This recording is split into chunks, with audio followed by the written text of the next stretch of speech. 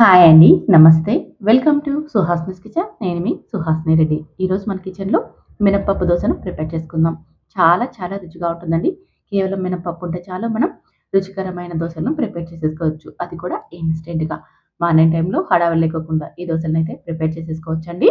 ఈ పిండి కూడా మనకి 2 డేస్, 3 డేస్ దాకా నిల్వ ఉంటుంది ఫ్రిడ్జ్‌లో పెట్టుకున్నామంటే.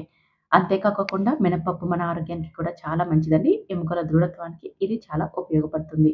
మరి మీరు కూడా ఒకసారైతే ట్రై చేయండి. నచ్చితే లైక్ చేయండి. ఇందుకోసం 2 గంటల పాటు ఉద్దిపప్పును నానబెట్టుకోవాలి. ఇక్కడ నేను ముందే నానబెట్టానండి.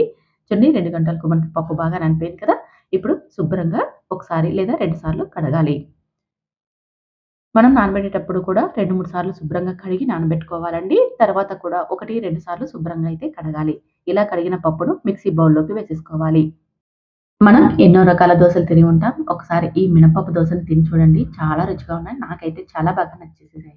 ఇప్పుడు మనం మిక్సీ బౌల్‌లోకి వేసుకున్నాం కదా! కొద్దిగా నీళ్ళని వేసేసుకొని మెత్తగా అంటే చాలా మెత్తగా గ్రైండ్ చేసేసుకోవాలి. చూడండి వీడియోలో చూపించిన విధంగా ఇలా సాఫ్ట్‌గా గ్రైండ్ చేసేసుకొని ఇప్పుడు ఇందులోకి 3 స్పూన్ల దాకా బియ్యపిండిని వేసుకోవాలి. బియ్యపిండి అనేది పూర్తిగా ఆప్షనల్ అండి.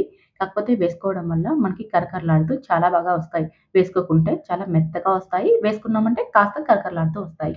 ఈ పిండిని వేసుకున్నాం కదా! ఇప్పుడు మరి కొద్దిగా నీళ్ళని వేసి మరొకసారి గ్రైండ్ చేసుకోవాలి. ఇలా గ్రైండ్ చేసుకున్న ఈ పిండిని ఒక బౌల్‌లోకి తీసుకోండి. ఈ పిండిని గంట పాటు పక్కన పెట్టుకోండి. మనం ఏదైనా కర్రీ చేసుకున్నామనుకోండి దోసలోకి, ఆ టైం వరకు ఈ పిండిని నానబెట్టుకోవాలి. గంట తర్వాత చూపిస్తున్నాను చూడండి. పిండి అనేది మనకి కాస్త పులిసినట్టు అనిపిస్తోంది. ఇప్పుడు ఇందులోకి రుచికి సరిపడా ఉప్పును వేసుకోవాలి. ఇలా వేసేసి ఇదంతా బాగా కలిసేలాగా కలుపుకోవాలి. ఒకవేళ మీకి వాటర్ అవసరమైతే దోస పిండి రెగ్యులర్‌గా ఎలా అయితే కలుపుకుంటామో ఆ విధంగా పిండిని కలిపి పక్కన పెట్టుకోండి. ఇందులోకి వంట సోడా కూడా అవసరం లేదు. ఇప్పుడు స్టవ్ మీద దోస పెనం పెట్టుకొని కొద్దిగా ఆయిల్‌ని అప్లై చేసేసుకోండి. తర్వాత టిష్యూ పేపర్‌తో క్లీన్ చేసేసుకోండి. మనం ఇలా ఆయిల్‌ని అప్లై చేసేసుకోవడం వల్ల దోస అనేది పర్ఫెక్ట్‌గా వస్తుంది.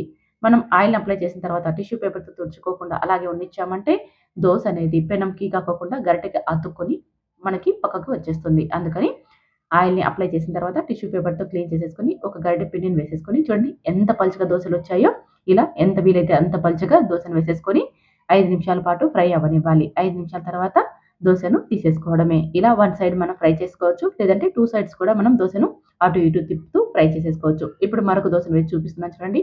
మనం ఆయిల్‌ని ఫస్ట్ దోస వేసినప్పుడు మాత్రమే అప్లై చేసుకుంటే చాలు. ఇంకా మిగతా దోసలకన్నిటికి కూడా మనం పెనంకి నూనె అప్లై చేయాల్సిన అవసరం లేదండి. ఇలా దోసను వేసుకున్న తరువాత కాస్త ఆయిల్‌ని అప్లై చేసేసుకొని దోసను తీసేసుకోవడమే. ఇలా వన్ సైడ్ మాత్రమే ఫ్రై చేసేసుకున్న ఈ దోసలు చాలా చాలా క్రిస్పీగా ఉంటాయండి. చూడండి ఎంత బాగా ఉన్నాయో. తక్కువ సమయంలో మనం ఇలా ప్రిపేర్ చేసేసుకోవచ్చు. మార్నింగ్ టైమ్‌లో అయినా లేదా పిల్లలకి ఈవినింగ్ టైమ్‌లో ఇలా దోసలను వేసిచ్చినా కానీ ఇష్టంగా తినేస్తారు. మరి మీరు కూడా ఒక్కసారైతే ట్రై చేస్తారు కదూ! ఈ ఉద్దిపప్పు దోసల్ని. ట్రై చేసి టేస్ట్ ఎలా వచ్చిందో కామెంట్ చేయండి. నేను చేసిన విధానం మీకు నచ్చితే లైక్ చేసి మీ ఫ్రెండ్స్, ఫ్యామిలీ మెంబర్ కూడా ఈ వీడియోని షేర్ చేయండి. ఇలాంటి వీడియోస్ కోసం మా ఛానెల్‌ని ఫాలో అవ్వడం మర్చిపోకండి. Thank you for watching.